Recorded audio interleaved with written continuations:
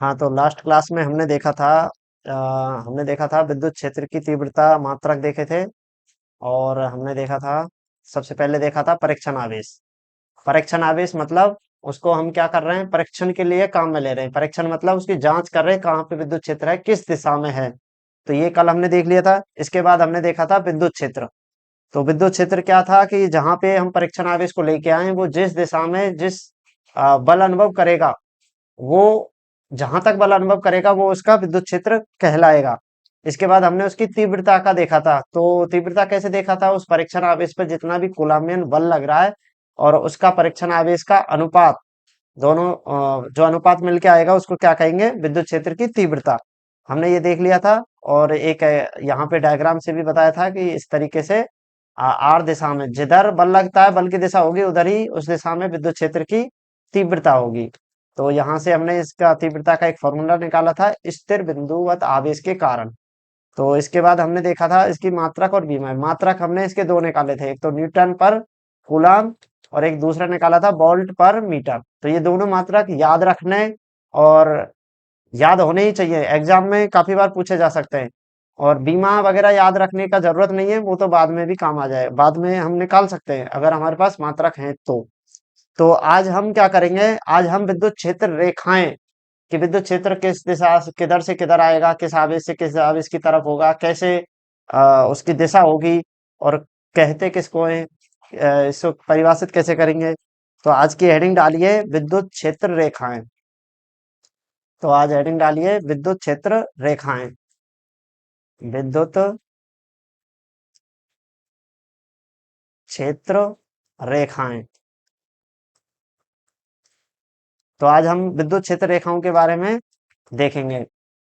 सबसे पहले तो इसको परिभाषित कर लेते हैं कि विद्युत क्षेत्र रेखाएं कहते किसको हैं। देखो, हमने सबसे पहले क्या देखा था कि विद्युत कोई भी स्थिर आवेश के चारों ओर वह क्षेत्र जहां पर कोई परीक्षण आवेश लाए और वो क्या करे, बल महसूस करे। कौन सा बल लगता है, कूलम्बियन बल, तो वो तो उसका क्षेत्र कहलाता है।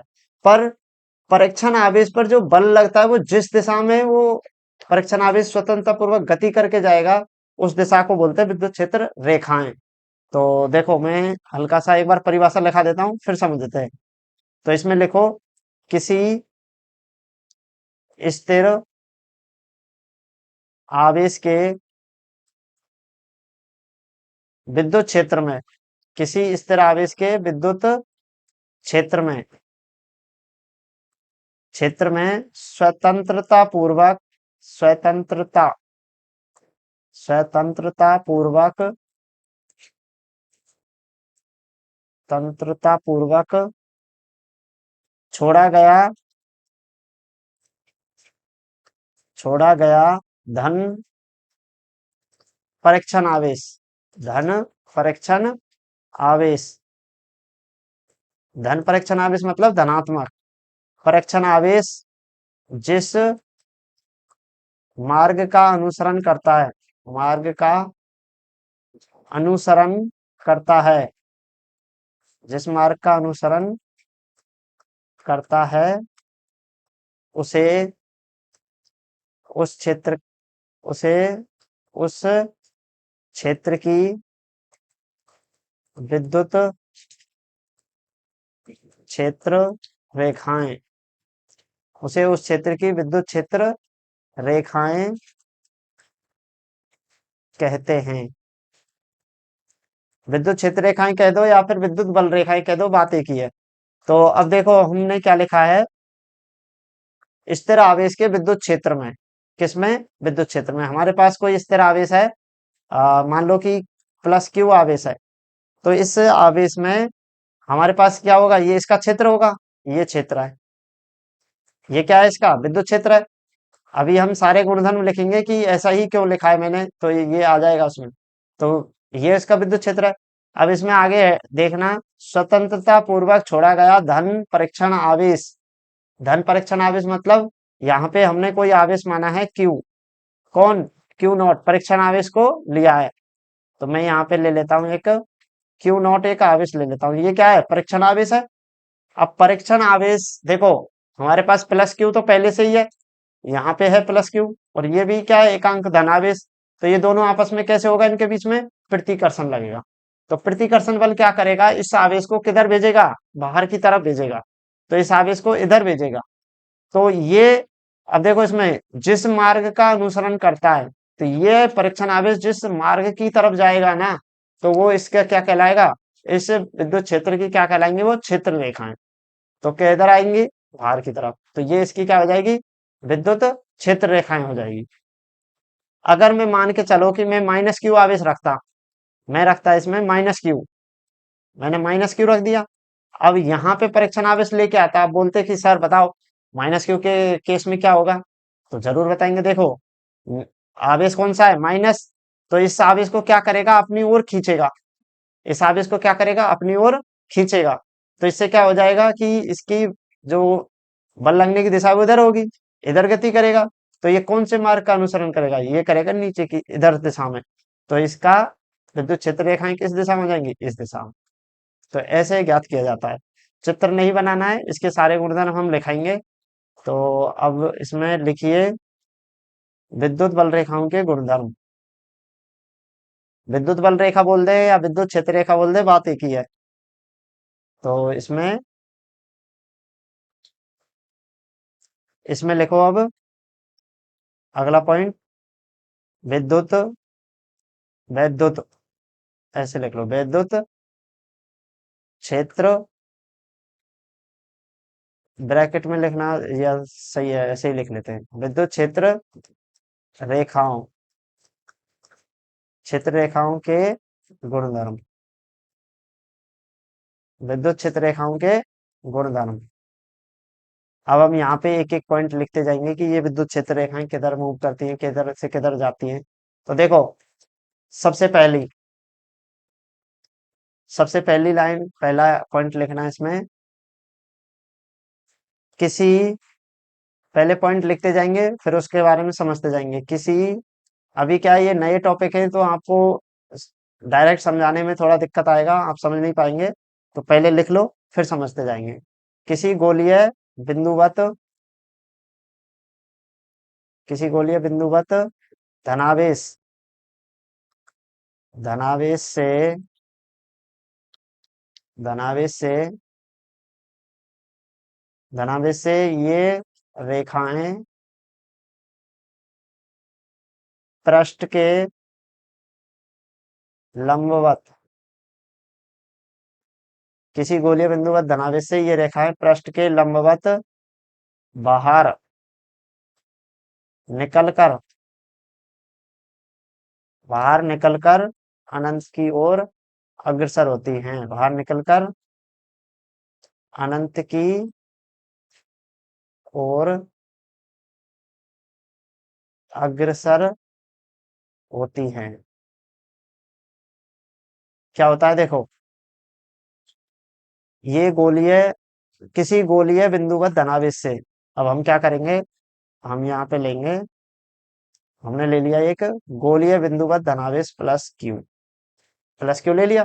तो जैसे जैसे बोला जा रहा है वैसे वैसे देखते जाना, से ये पृष्ठ के लंबवत बाहर निकलकर अनंत की ओर अग्रसर होती हैं। तो मतलब इस प्लस क्यू आवेश के पृष्ठ से क्या होगा, ये बाहर की ओर निकलकर कहाँ जाती है, अनंत की ओर जाती है। और कैसे जाती है, लंबवत, यानी कि इस पृष्ठ पर अगर हम कोई स्पर्श रेखा खींचे तो वो लंबवत जाएगी, और ऐसे बाहर की ओर लंबवत रहेगी पृष्ठ से। तो ये चित्र ऐसे बनाना है। पूरी जो भी चित्र रेखा हम ड्रा कर रहे हैं वो कैसी है, इस पृष्ठ के लंबवत है। और किधर गति कर रही है ये है अनंत की ओर गति करते हुए दिखाई देनी चाहिए। तो इस तरीके से चित्र रेखाएं होंगी। तो देख लिया, प्लस क्यू है, इसके सरफेस से क्या हो रहा है, वो लंबवत है, एक स्पर्श रेखा ऐसे खिंचेगी, ऐसे खिंचेगी। देखो यहाँ पे लंबवत का मतलब इस बिंदु पे अगर मैं देखता हूं तो ये स्पर्श रेखा ऐसे खिंचेगी, तो इसके ये लंबवत आ गई। इसको कहने का तात्पर्य ये पृष्ठ के लंबवत है।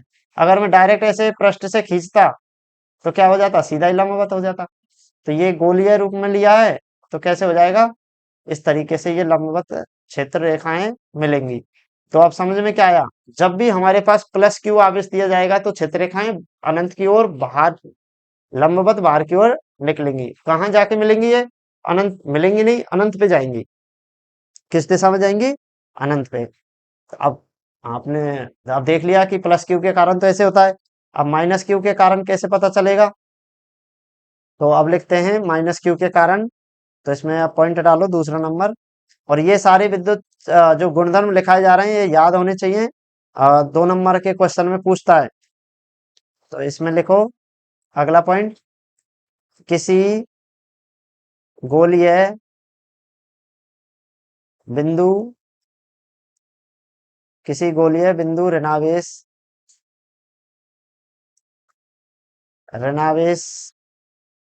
में ये रेखाएं अनंत से आते हुए,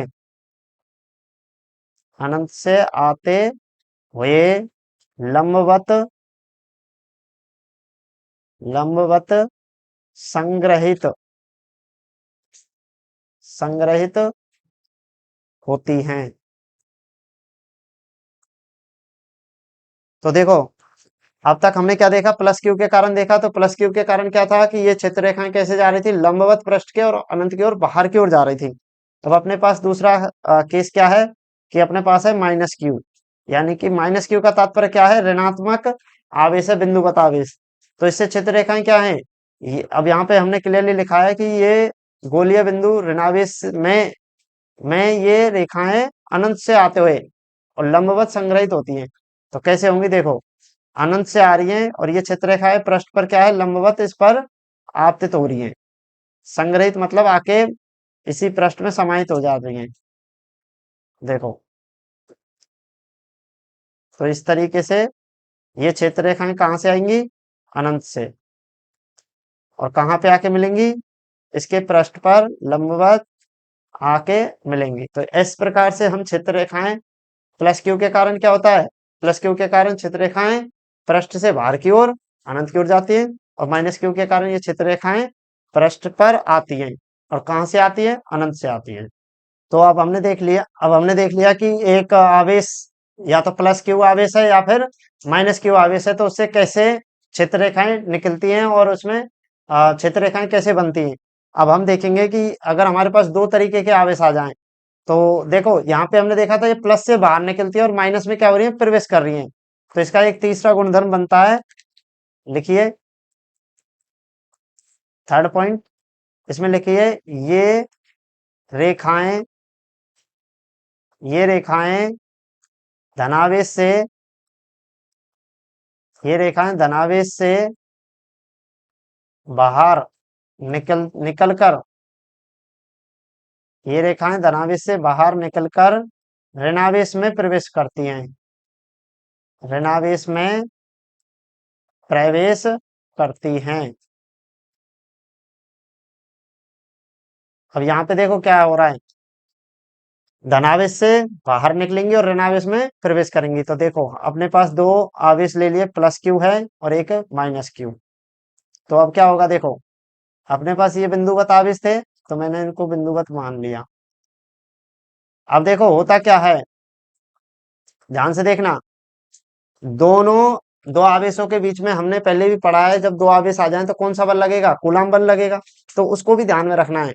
उस बल के कारण इन विद्युत क्षेत्र रेखाएं जो पृष्ठ के लंबवत होती हैं तो वो थोड़ा सा अनबैलेंस हो जाएंगी। कैसे? इससे ऐसे होना चाहिए विद्युत क्षेत्र रेखाएं, ऐसे होना चाहिए था, क्योंकि हम पहले ही पढ़ चुके हैं प्लस क्यू के कारण कैसे होती है? लंबवत। लेकिन यहाँ पे क्या है? Minus Q. तो ये विद्युत क्षेत्र रेखाओं को क्या करेगा? अपनी ओर आकर्षित करेगा। क्यों? माइनस क्यू में ये समाहित होती है, संग्रहित होती है। तो इसलिए ये जो विद्युत क्षेत्र रेखाएं इधर झुकाव आ जाएंगी, इनमें इनमें क्या आ जाएगा? इधर झुकाव आ जाएगा। तो देखो अब विद्युत क्षेत्र रेखाएं कैसे हो जाएंगी? जो बिल्कुल विपरीत दिशा में है वो तो ऐसे ही रहेगी, और धीरे धीरे जो क्षेत्र रेखाएं वो ऐसे झुकना स्टार्ट हो जाएंगी। देखो ऐसे ऐसे झुकना स्टार्ट हो जाएंगी। और कुछ क्षेत्र रेखाएं क्या होता है? माइनस क्यू के कारण क्या होता है? माइनस क्यू पे समाहित होती है तो वो माइनस क्यू पे आके मिलेंगी।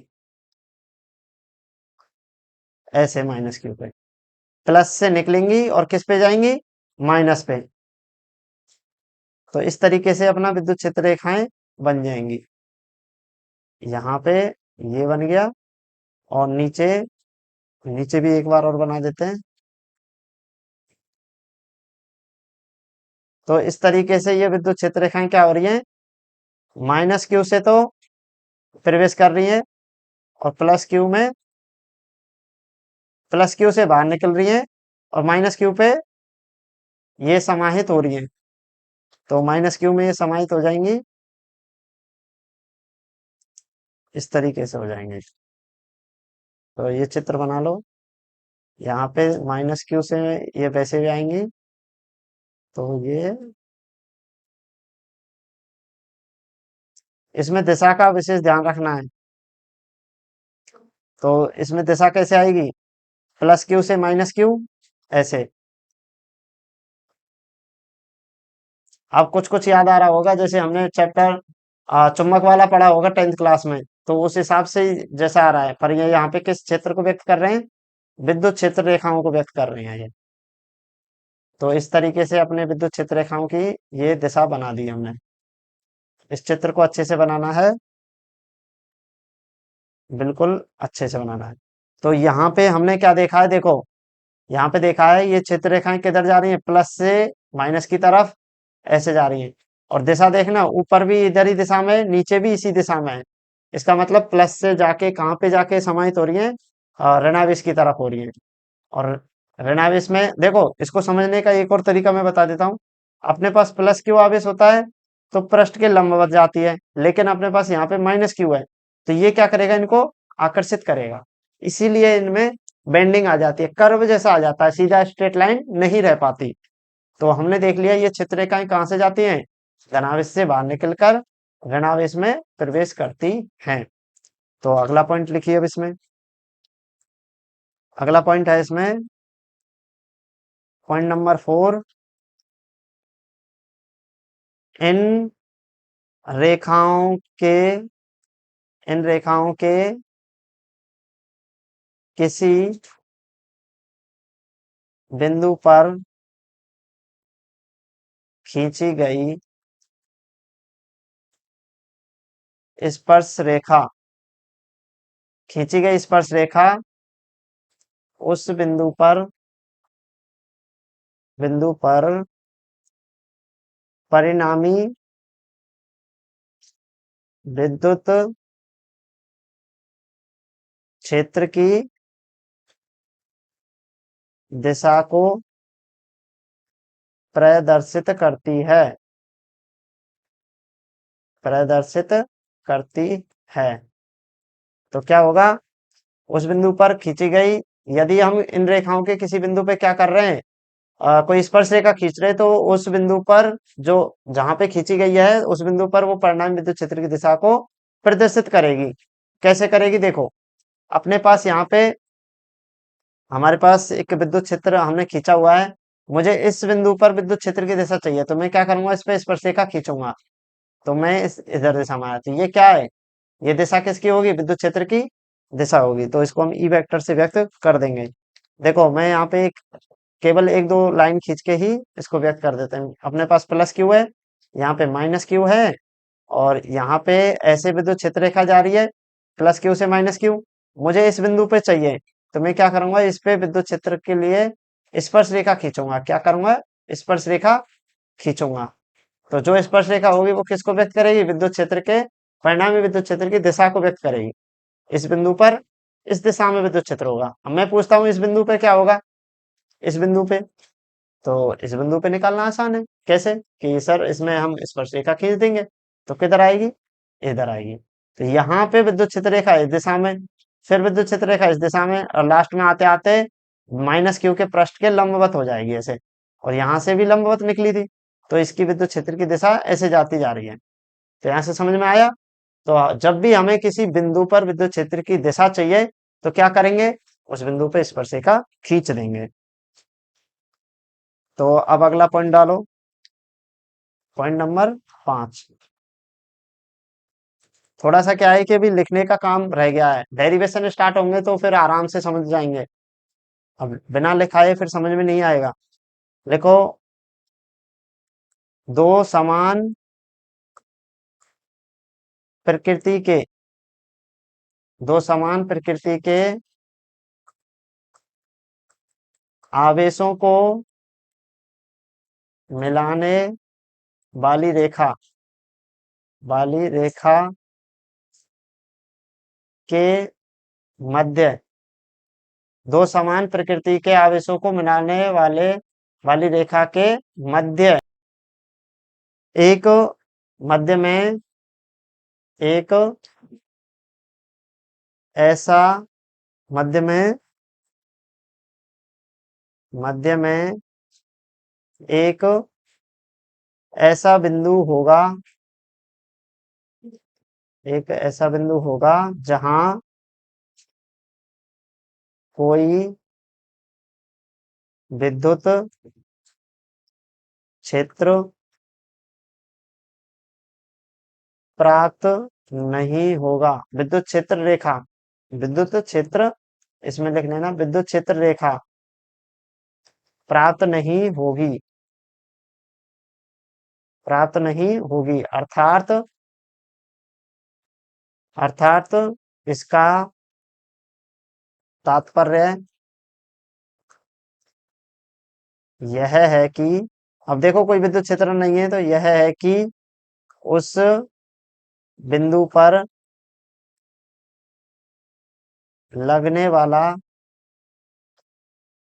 परिणामी बल, लगने वाला परिणामी बल, या फिर ऐसे लिखो, इसको थोड़ा सा करेक्शन कर लेते हैं, या इसका अर्थ यह हुआ कि उस बिंदु पर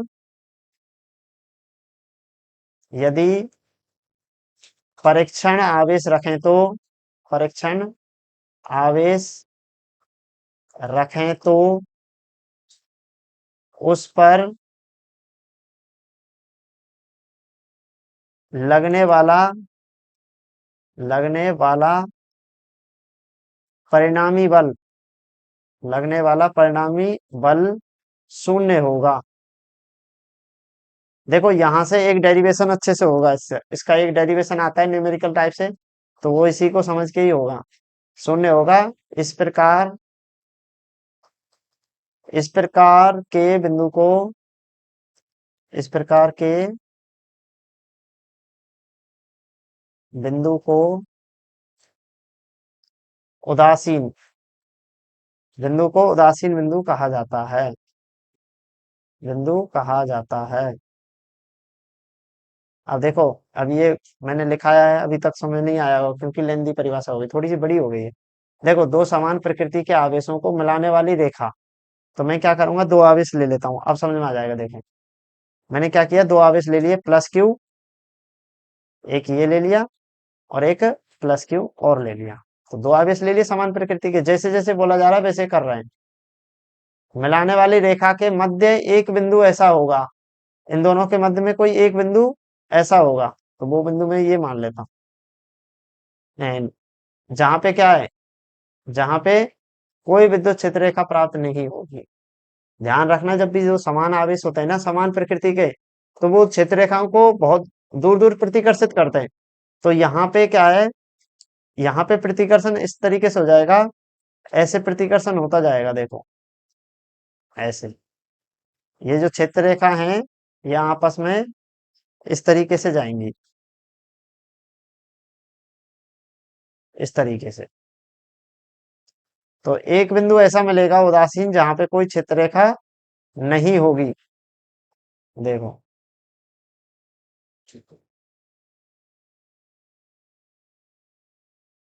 तो ये हमारे पास,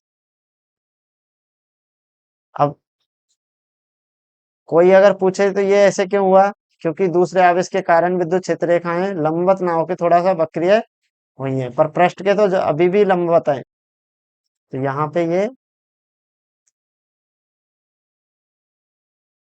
इस तरीके से,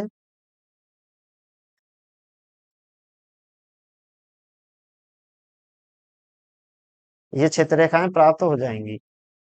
अब देखो, इन पे तीर का चिन्ह जरूर लगाना है, बिना तीर के चिन्ह के हमें नहीं पता चलेगा किधर से किधर दिशा में आ रही है, सॉरी, ये तीर का चिन्ह मैंने उल्टा लगा दिया।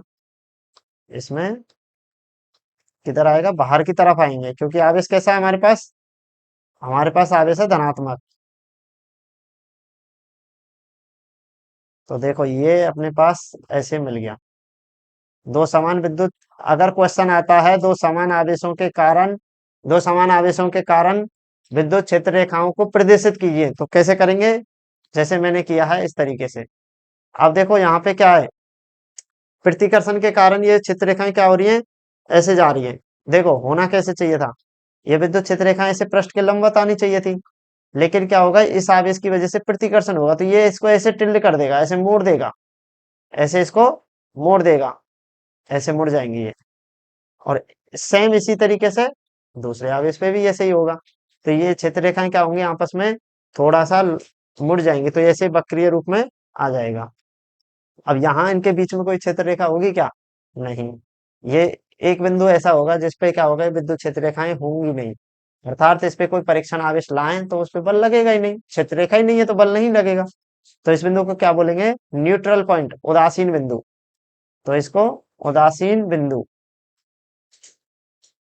तो इसको क्या बोलेंगे, उदासीन बिंदु। तो ये नोट कर लेना, चित्र बना लेना, चित्र थोड़ा सा अच्छे से बनाना जैसे कि उसमें लगे।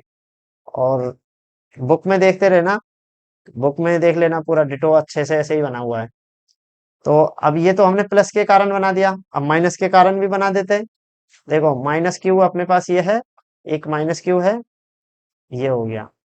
अब यहाँ पे क्या होगा, क्षेत्र रेखाएं कैसे होंगी, क्षेत्र रेखाएं आके मिलेंगी, तो ये ऐसे आके मिलेंगी, होगा वही, चिन्ह बदल जाएंगे केवल। क्या होगा, तीर के चिन्ह बदल जाएंगे। तो यहाँ से अब विद्युत क्षेत्र रेखाएं ड्रा करने का तुम्हें आ गया होगा। ये क्या हो रहा है, ये इस पे संग्रहित हो रही है अनंत से आके। तो ये विद्युत क्षेत्र रेखाएं दो समान आवेशों के कारण इस तरीके से प्राप्त होंगी।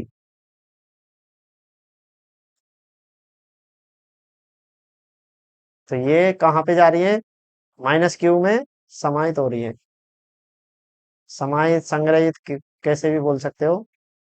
तो इस तरीके से, तो यहाँ पे भी क्या होगा, एक उदासीन बिंदु होगा एम, इसको भी क्या बोलेंगे, उदासीन बिंदु।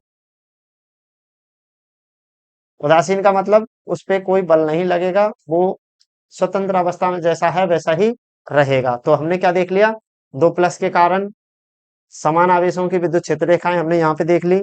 और इसके बाद हमने क्या देखा, समान के कारण देख लिया, प्लस क्यू के कारण, और माइनस क्यू के कारण भी हमने देख लिया। एक बिंदु ऐसा होगा जहां पे क्या होगा, इनमें कोई बल नहीं लगेगा, तो इसको क्या बोलते हैं, उदासीन बिंदु। तो हमने यहाँ पे अब लिखते हैं अगला पॉइंट। अगले पॉइंट में लिखेंगे पॉइंट नंबर 6, पॉइंट नंबर 6। तो इसमें देखना है, इसमें लिखना है, किसी स्थिर आवेश आवेश के कारण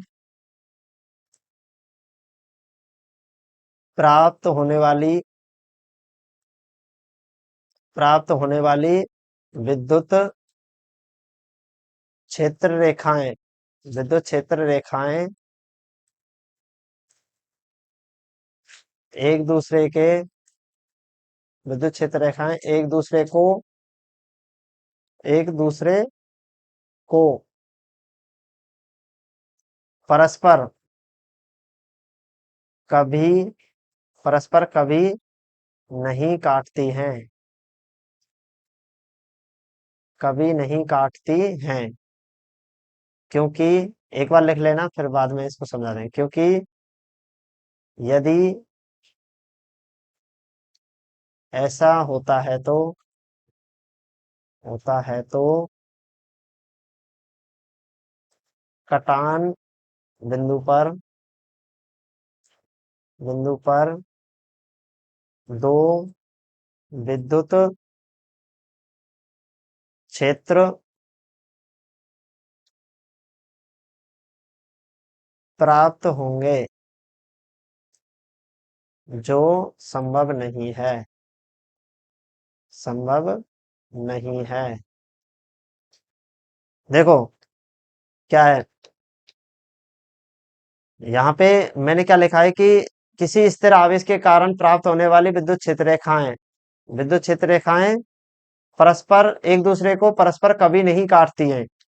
तो देखो, ये मान लो कि प्लस क्यू आवेश है, इसके कारण जो विद्युत क्षेत्र रेखाएं प्राप्त हो रही हैं ऐसे, ऐसे हैं। तो ये आपस में एक दूसरे को कभी ऐसे नहीं काटेंगी, ऐसे, ऐसे आपस में नहीं काटेंगी, ऐसे नहीं काटेंगी। क्यों? अगर जिस बिंदु पे काटेंगी हम उस बिंदु पे स्पर्श रेखा के अकॉर्डिंग हम क्या निकालते हैं, विद्युत क्षेत्र की दिशा। तो यहाँ पे देखना, यहाँ पे मैंने एक जो ऊपर से एक क्षेत्र रेखा आ रही है उसके हिसाब से दिशा इधर दिशा में बन रही है, और विद्युत क्षेत्र दिशा और इधर से इस दिशा में बन रही है। तो यहाँ पे क्या हो रही है, विद्युत क्षेत्र की कितनी दिशा हो रही है, दो। विद्युत क्षेत्र कितने प्रकार के प्राप्त हो रहे हैं यहाँ पे, दो। कि इस बिंदु पे एक विद्युत क्षेत्र इधर है, ऐसे इधर है, ऐसे संभव नहीं होता है। तो इसका रीजन क्या हो गया कि ये परस्पर कभी एक दूसरे को नहीं काटती हैं। और क्योंकि ऐसा होने पे कटान बिंदु पे क्या होंगे, दो विद्युत क्षेत्र प्राप्त होंगे, दो विद्युत क्षेत्र प्राप्त होंगे, जो संभव नहीं है। इसमें ये चित्र बना लेना।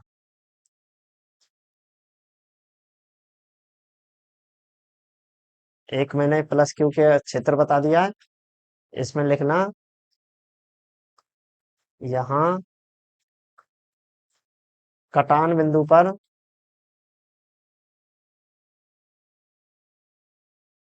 दो विद्युत क्षेत्र प्राप्त होंगे, जो संभव नहीं है, जो संभव नहीं है। तो ये इस तरीके से ये कभी नहीं काटती है। तो यहाँ से समझ में आ गया कि दो जो विद्युत क्षेत्र रेखाएं वो एक दूसरे को कभी नहीं काटती हैं। उसका कारण क्या है, जैसे काटा तो उस काटान बिंदु पे क्या होंगी, दो स्पर्श रेखा खिंच जाएंगी, तो इससे आ, दो विद्युत क्षेत्र प्राप्त होंगे। जो है एक बिंदु पे दो विद्युत क्षेत्र का तो कोई मतलब नहीं बनता, तो ये संभव नहीं है। अब इसमें अगला पॉइंट लिखिए, पॉइंट नंबर 7। अब यहाँ पे ध्यान से लिखना है इसमें, ये रेखाएं, ये रेखाएं, थोड़ा सा करेक्शन करिए, ये रेखाएं अपनी लंबाई के अनुदिश,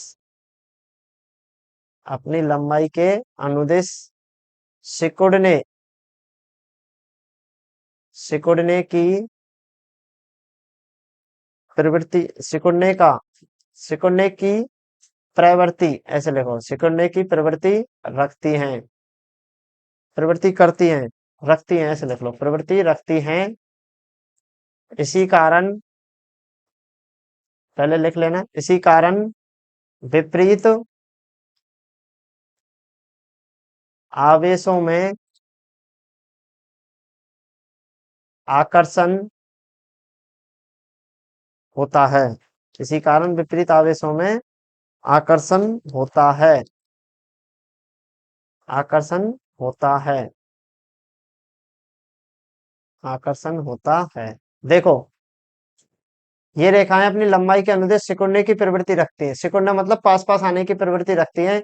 इसी कारण विपरीत आवेशों में आकर्षण होता है। अपनी लंबाई के अनुदिश देखना है। देखो, हमने क्या लिखा था, विपरीत आवेशों में देखो विद्युत क्षेत्र कैसे बनाया था, ये रहा। हाँ, इसमें एक लाइन और लिख लेना, ये माइनस से बीच वाली लाइन भी जाएगी, ये में छूट गया था। देखो, अभी हमने क्या लिखा है कि ये रेखाएं कि अपनी लंबाई के अनुदिश सिकुड़ने की प्रवृत्ति रखती हैं। तो आवेश कैसे होंगे, आकर्षित करने वाले होंगे और विपरीत होंगे। देखो, यहाँ पे प्लस क्यू, यहाँ पे माइनस क्यू आवेश। तो ये रेखाएं क्या हो रही है, लंबाई, जैसे जैसे लंबाई बढ़ती जा रही है तो यहाँ आपस में, यहाँ पे सिकुड़ते हुए आ रही है। देखो, ये सारी लंबाई कैसे आ रही है, सारी विद्युत क्षेत्र रेखाएं सिकुड़ रही है। तो इसका मतलब क्या है, ये आकर्षित हो रही है। तो दो आवेशों, विपरीत आवेशों के मध्य क्या होता है, आकर्षण। तो यहाँ से भी पता चल रहा है। तो हमने ये पॉइंट लिख लिया। अब इसमें अगला पॉइंट लिखना है। अगला पॉइंट क्या हो जाएगा, अब तक तो, अभी तो हमने क्या देखा था, विपरीत आवेशों वाला देखा था। तो उसमें क्या मिला, कि ये सिकुड़ने की प्रवृत्ति रखती हैं और आवेशों के विपरीत आवेशों में क्या हो रहा है, आकर्षण। Point number 8। पॉइंट नंबर में 8 में लिखेंगे, ये अपनी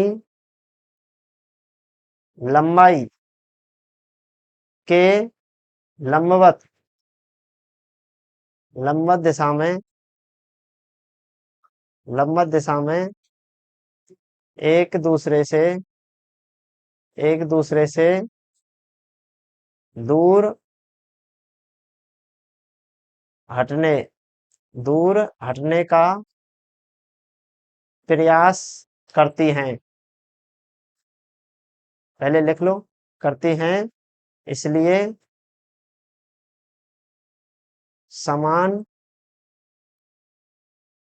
आवेशों के मध्य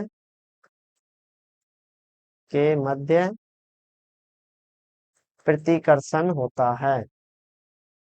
मध्य प्रतिकर्षण होता है।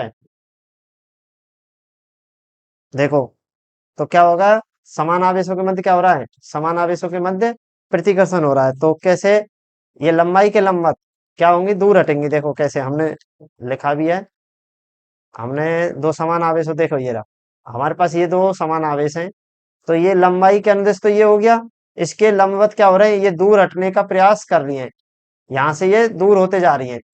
तो क्या होगा, ये दोनों आपस में क्या हो रही है, प्रतिकर्षित हो रही है, पास आ रही है क्या, नहीं आ रही, ये दूर होते जा रही है। तो यहाँ से क्या पता चलेगा कि ये प्रतिकर्षित करने का गुण रखती है। तो लंबाई के अनुदिश क्या हो रहा है, लंबाई के लंबवत दिशा में क्या हो रहा है, यहाँ पे प्लस क्यू था, यहाँ पे प्लस क्यू था, तो ये ऐसे दूर हट रहे हैं। यहाँ पे लंबाई के अनुदिश तो पहले सिकुड़ रहे थे, तब तो आकर्षण था, और ये लंबाई के अनुदिश क्या हो रहा है, लंबवत इस दिशा में दूर हटते जा रहे हैं, ये एरिया खाली होता जा रहा है ये। तो यहाँ से क्या हो गया, तो कैसा होगा, प्रतिकर्षण बल लगता है। तो यहाँ इससे पता चल रहा है। अब अगला पॉइंट डालिए, पॉइंट नंबर 9। अब इन क्षेत्र रेखाओं से हम कुछ क्षेत्र भी ज्ञात कर सकते हैं कि सम क्षेत्र है या विषम क्षेत्र है। जैसे असम क्षेत्र है तो वो लिख लिए, इन क्षेत्र रेखाओं से क्षेत्र रेखाओं के द्वारा सम तथा असम असम विद्युत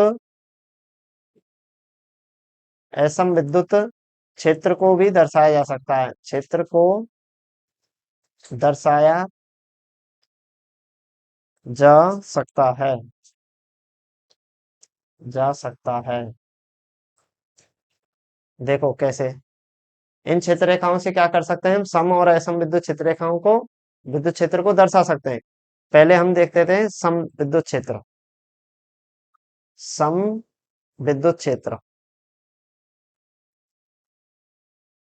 इसमें लिखना, सम विद्युत क्षेत्र में क्या होगा, ऐसा क्षेत्र, ऐसा क्षेत्र, सम मतलब समान, प्रत्येक बिंदु पे समान विद्युत क्षेत्र मिल जाए, परिमाण में समान, दिशा में समान, तो उसको क्या बोलेंगे, सम विद्युत क्षेत्र। इसको लिख लेते हैं, इसको ब्लू कलर पेन से लिख लेना, ऐसा क्षेत्र जिसके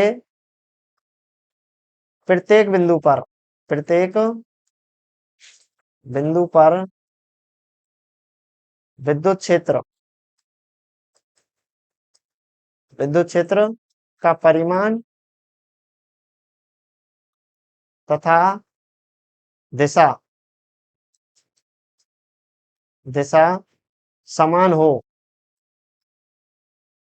समान हो, तो उसे सम विद्युत क्षेत्र कहते हैं। तो यहाँ पे क्या लिख लिया हमने, ऐसा क्षेत्र जिसके प्रत्येक बिंदु पे विद्युत क्षेत्र की दिशा भी समान हो, परिमाण भी समान हो, तो उसको क्या कहेंगे, समविद्युत क्षेत्र। अब इसमें दूसरा लिखिए, फिर एक साथ बना देंगे इसके डायग्राम को, असम विद्युत क्षेत्र। तो इसमें क्या हो जाएगा, इसमें समान नहीं होनी चाहिए, ऐसा क्षेत्र जिसके, ऐसा क्षेत्र जिसके प्रत्येक बिंदु पर विद्युत क्षेत्र, विद्युत क्षेत्र या विद्युत क्षेत्र का परिमाण, विद्युत क्षेत्र का परिमाण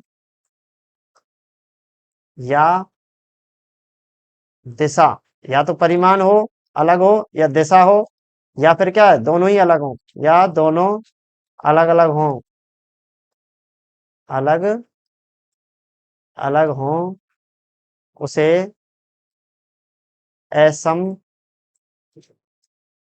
विद्युत क्षेत्र कहते हैं, विद्युत क्षेत्र कहते हैं। ये साथ साथ लिखोगे तो यहाँ से नोट्स भी बन जाएंगे, अच्छे से समझ में आएगा।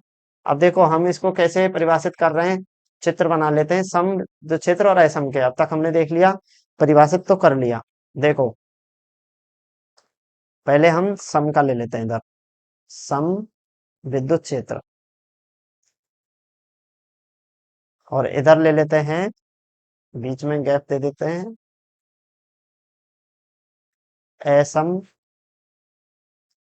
विद्युत क्षेत्र।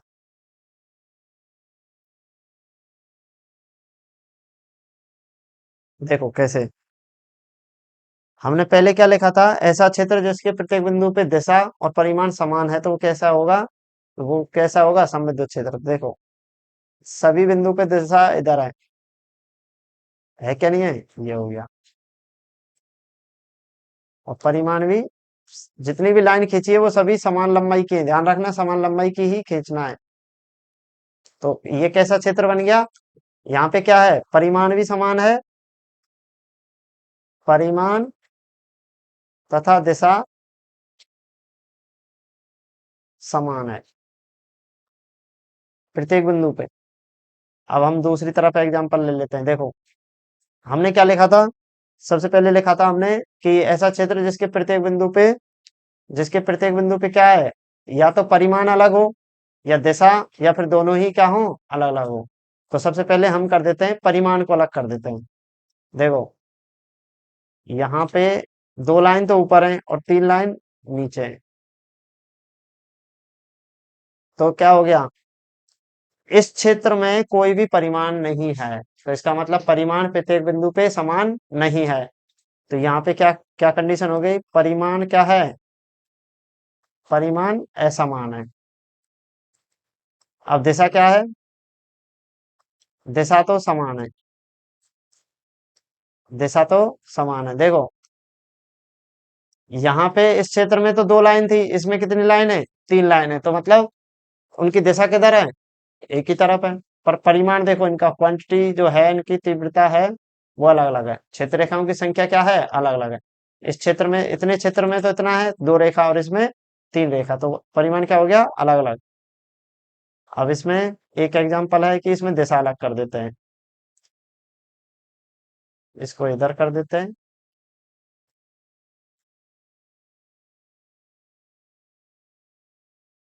तो यहाँ पे देखो क्या है, यहाँ पे परिमाण तो समान है,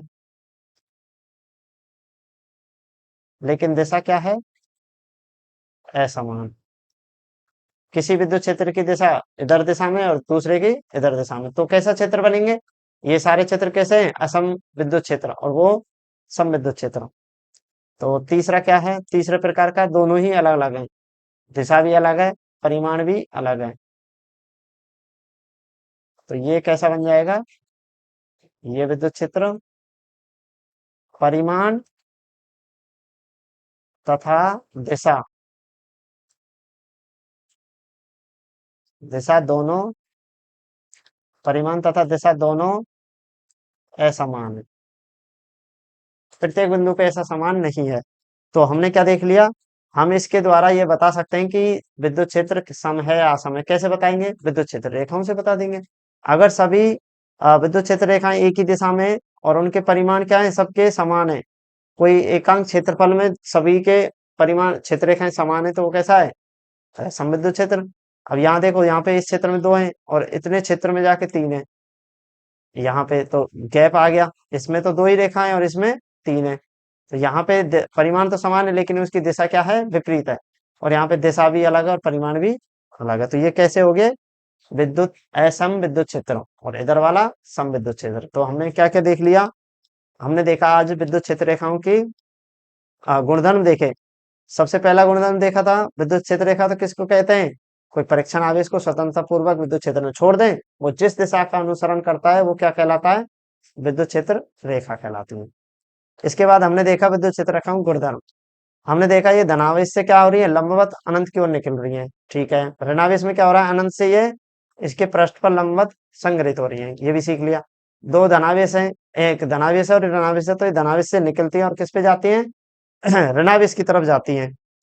अब इसके बाद हमने क्या देखा? अगर अपने पास किसी बिंदु पे विद्युत क्षेत्र की तीव्रता चाहिए, दिशा चाहिए, तो कैसे करेंगे? स्पर्शिका खींच देंगे।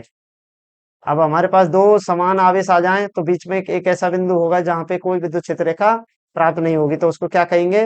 उदासीन बिंदु। ये हमने देख लिया। अब इसके बाद हमने क्या देखा? इसके बाद माइनस क्यू है तो भी एक उदासीन मिलेगा। अब देखो, अब हमने देखा कि एक स्थिर आवेश से अगर दो क्षेत्र रेखा प्राप्त करें तो ये क्षेत्र रेखा आपस में कभी नहीं काटती हैं, ऐसे नहीं काटेंगी। उसका कारण क्या है? कटान बिंदु पे दो क्षेत्र रेखा प्राप्त होंगी, जो संभव नहीं है। तो ये भी देख लिया था। फिर इसके बाद देखा था ये लंबाई के अनुदिश क्या है? सिकुड़ने की प्रवृत्ति रखती है। अगर लंबाई के अनुदिश क्या हो रही है? ये ऐसे सिकुड़ रही है आगे बढ़ाने पे, तो दोनों आवेश कैसे होंगे? विपरीत होंगे और आकर्षण को प्रदर्शित करेंगे। अगर ये इसी प्रकार ऐसे ऐसे दूर हटने की प्रयास कर रही है, तो आवेश समान होंगे और उनमें क्या होगा? प्रतिकर्षण, उनके मध्य प्रतिकर्षण होगा, ये देखा। अब इन क्षेत्र रेखाओं से क्या कर सकते हैं? सम और असम विद्युत क्षेत्र को भी परिभाषित या दर्शाया जा सकता है। सम क्षेत्र में जहां प्रत्येक का परिमाण और दिशा समान है तो वो सम, और ऐसा नहीं है तो विषम। अब इसके बाद हम स्टार्ट करेंगे। अब अगला टॉपिक है विद्युत द्विध्रुव। तो अब लिखिए विद्युत द्विध्रुव। तो इसमें लिखते हैं विद्युत द्विध्रुव। विद्युत द्विध्रुव। विद्युत द्विध्रुव। अब इसकी ना नाम से ही पता चल रहा है, पर एक बार लिख लेते हैं, फिर आपको आसानी से इसको अच्छे से समझने को मिल जाएगा। देखो लिखो, जब जब परिमाण में समान तथा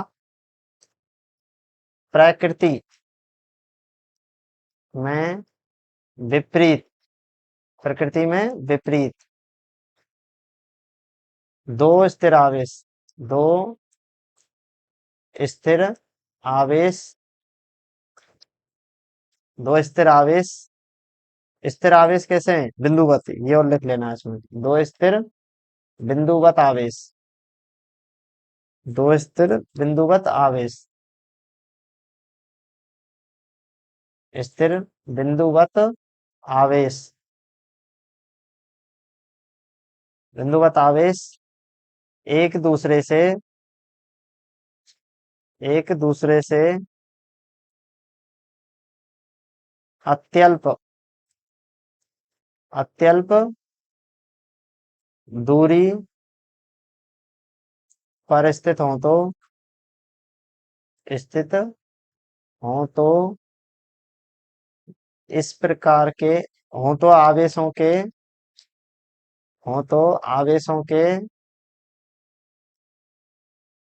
आवेशों के इस प्रकार के युग्म को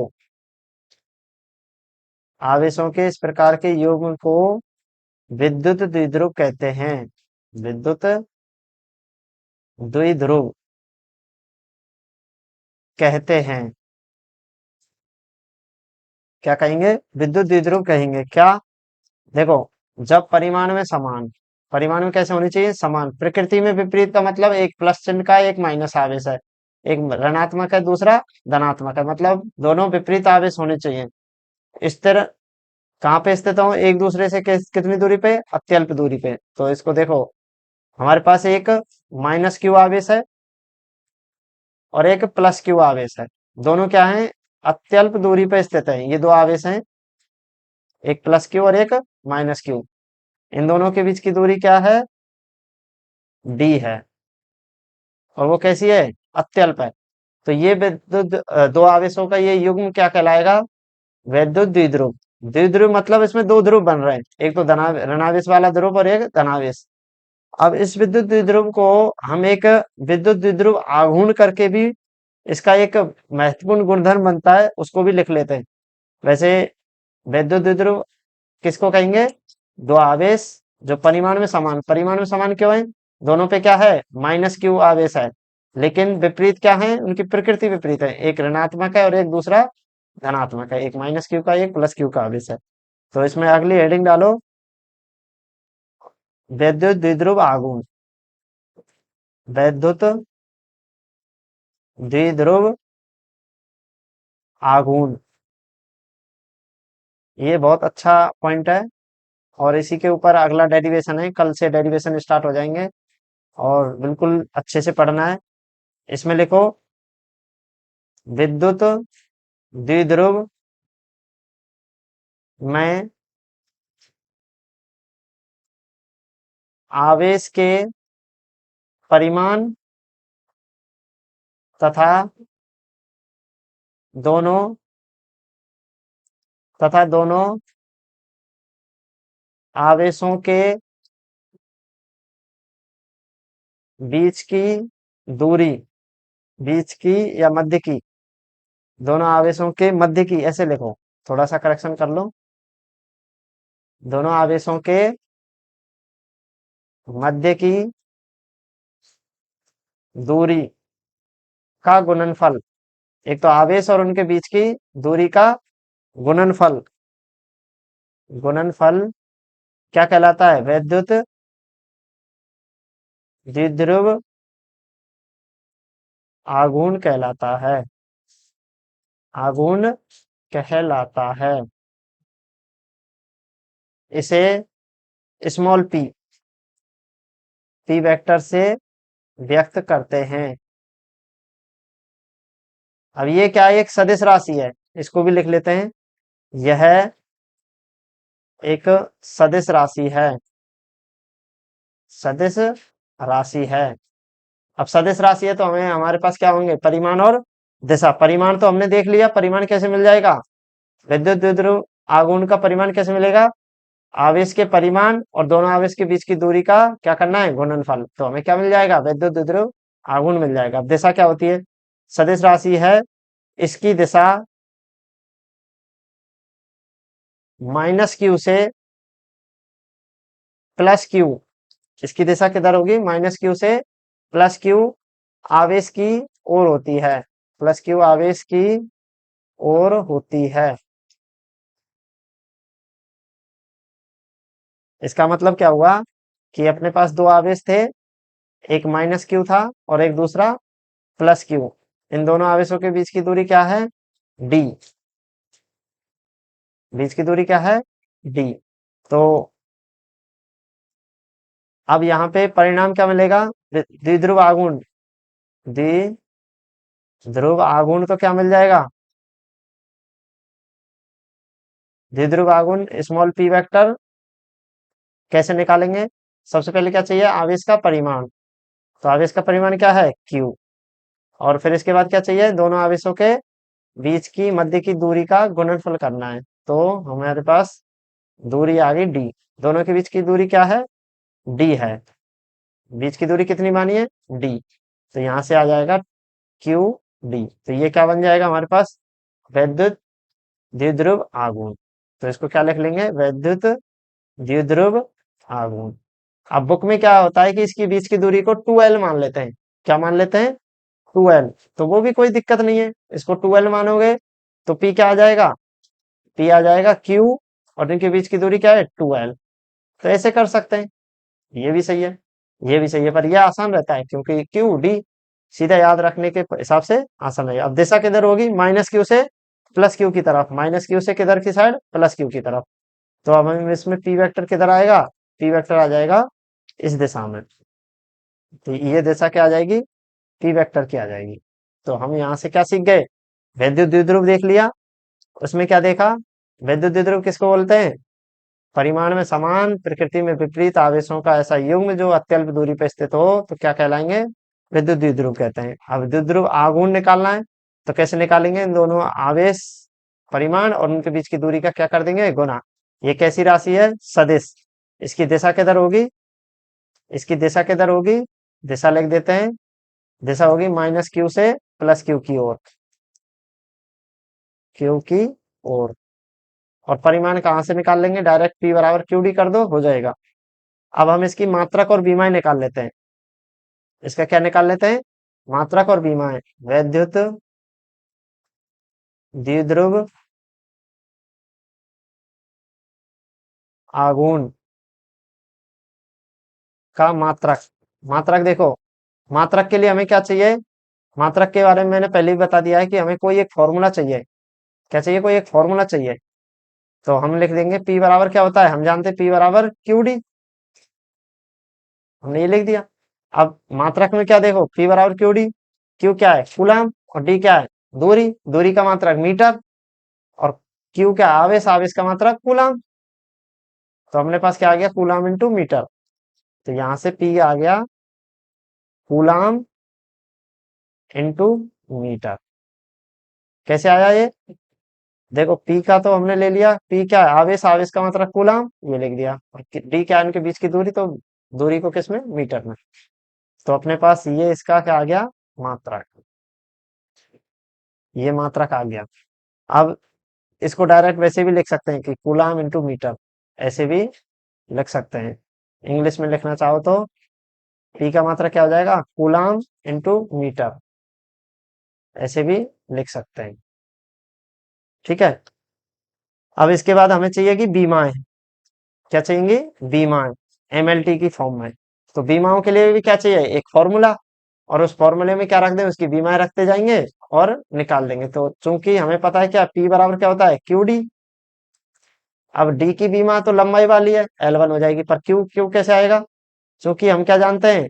धारा I बराबर क्या होती है? क्यू बटे टी। तो यहां से क्यू कितना आ जाएगा? I into T. इसको क्या कर दें? पक्षांतरण कर देते हैं इधर। तो क्यू निकाल लेंगे। तो क्यू क्या बन गया? अब देखो, आई का तो क्या होता है? एम्पियर। और टी का क्या हो जाएगा? सेकंड। तो क्यू की जगह क्या लिख देंगे? Ampere into second. तो यहाँ पे एक समीकरण दे दे। समीकरण एक से क्या हो जाएगा? समीकरण एक से क्या हो जाएगा? P बराबर क्यू की जगह क्या रख देंगे? Ampere into second. और डी की जगह क्या हो जाएगा? मीटर। तो यहां से आ जाएगा अपने पास, देखो, ए, टी को क्या लिख देंगे? टी। और एम मीटर है तो L1, T1, A1। तो ऐसे लिख सकते हैं ना? तो बिल्कुल लिख सकते हैं। अब एम का क्या है? इसमें जीरो है। एल का कितना है? एक है। टी का कितना है? एक है। और ए का एक है। तो इस प्रकार से हमने क्या निकाल ली? पी की बीमा। तो ये भी हमारे पास आ गया। ये 11th क्लास में सीखा होगा कि फॉर्मूले से हम कैसे बीमा वगैरह निकालते हैं। अगर नहीं सीखा तो हम क्या करते हैं? कोई बेसिक एक फॉर्मूला पता हो तो उस फॉर्मूले से हम क्या करते हैं? मात्रक निकाल लेते हैं। ये मात्रक निकाल लेते हैं। ये मात्रक आ जाएगा। और मात्रक क्या होता है? Coulomb into metre. और इसकी बीमा कैसे निकालते हैं? उनके मात्रक, जो भी मात्रकों में भौतिक राशि काम आ रही है, उनके बीमा रखते जाते हैं और फाइनल बीमा हमें मिल जाती है। तो कोई पूछे इसकी बीमा क्या है? M0L1T1A1। तो इसका बीमा हमने निकाल दिया। तो यहां तक हमने देख लिया। आज हमने इसके बारे में देखा था, विद्युत क्षेत्र रेखाएं, विद्युत क्षेत्र रेखाएं या विद्युत बल रेखाएं देख ली। और हमने देखा कि इसके क्या क्या पॉइंट्स हैं, कहाँ पे विद्युत क्षेत्र रेखाएं काटती नहीं काटती, क्यों नहीं काटती, और विद्युत क्षेत्र रेखाओं के क्या क्या गुणधर्म है। तो वो सारे गुणधर्म हमने पढ़े। समविद्युत क्षेत्र और असमविद्युत क्षेत्र को भी पढ़ लिया। तो ये हमने कवर किया है आज। और विद्युत द्विध्रुव को भी पढ़ा। विद्युत द्विध्रुव में कुछ नहीं है, बस बहुत काम की चीज है। करना क्या है? इसमें दो आवेश होंगे जो विपरीत प्रकृति के होंगे, समान आवेश होंगे, और उनके बीच की दूरी बहुत अत्यल्प है। ये दूरी क्या है? डी, अत्यल्प है। तो इनका ऐसा युग्म क्या कहलाता है? विद्युत द्विध्रुव कहलाता है। आघूर्ण निकालें। इसका आघूर्ण निकालने का तरीका क्या है? उन आवेशों के परिमाण और उनके बीच की दूरी का गुणनफल कर दो। बुक में कहीं कहीं पे 12 मान रखा होता है इनके बीच की दूरी को, तो घबराने की बात बिल्कुल नहीं है। काफी बुक में 12 से हल करते हैं, काफी बुक में डी मान के करते हैं, पर हम क्या मान रहे हैं, इसमें डी मान रहे हैं। ठीक है। और इसका मात्रक निकाला तो मात्रक क्या आ गया, कूलम इंटू मीटर, और इसकी बीमा M0 L1 T1 और A1 यहाँ तक आ चुकी है। अब इसके लिए हमें क्या करना है, देखो ये डेरिवेशन पॉइंट्स बहुत ज्यादा होते जाएंगे। इसके लिए प्रॉपर तुम्हें रफ में प्रैक्टिस करनी है, बार बार इनको लिख के देखना है, क्या क्या पॉइंट्स हैं, स्टेप से पॉइंट्स लिखते जाना है, वरना याद रखना बहुत मुश्किल हो जाएगा। और समझने का हिसाब से अगर वीडियो में समझ नहीं आया तो इसको दोबारा देखिए, दोबारा देखने के बाद भी समझ नहीं आ रहा तो इसको रफ में देखिए, चित्र देखिए कैसे क्या है उसको समझिए, फिर इसके बाद अच्छे से समझ में आएगा। और कोई अगर दिक्कत आए कहीं पे भी तो मेरे को बताइए। तो यहाँ तक हमने कल हम इसके लिए डेरिवेशन स्टार्ट करेंगे, और उसके लिए आपको ये सारे पॉइंट्स, पीछे के पॉइंट्स अच्छे से आना चाहिए। तो मिलते हैं कल की क्लास में।